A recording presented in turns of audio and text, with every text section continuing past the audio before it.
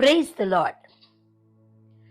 சங்கீதத்தின் புஸ்தகம் 9ஆம் அதிகாரம் 9ஆம் வசனம் சொல்லுகிறது, சிறுமைப்பட்டவனுக்கு கர்த்தர் அடைக்கலமானவர், நெருக்கப்படுகிற காலங்களில் அவரே தஞ்சமானவர்.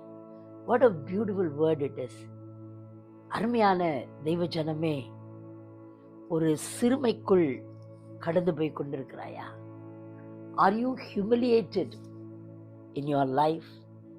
Probably by a husband or wife or in your work spot, even in your ministry.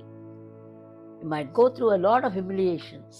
ஒரு சிறுமை, எது செஞ்சாலும் தப்பு, எது செஞ்சாலும் குற்றம், ஒரு அப்ரிசியேஷன் இல்லை. You're going through a real lonely time and a time of depression due to this.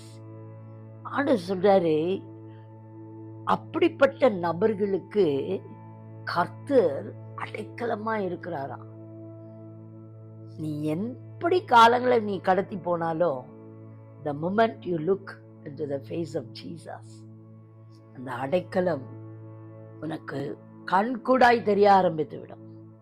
See, you will enjoy the presence of God, the beautiful face of Jesus, and you can be healed of all your hurts within.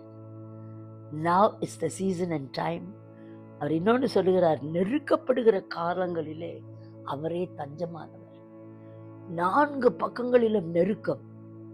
King David அந்த நெருக்கத்தை கடந்து போனார். இந்த பக்கம் குடும்பம் ஒரு நெருக்கம், வேலை ஒரு நெருக்கம், சூழ்நிலை நெருக்கம், பண நெருக்கடி, எல்லாவற்றிலும் தோற்று போன ஒரு சூழ்நிலை. இன்றைக்கு ஆண்டவராக இயேசு கிறிஸ்து சொல்லுகிறார், நான் உன் தஞ்சமாய் இருக்கிறேன்.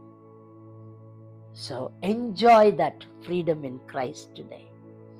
This is the word, the prophetic word for you today.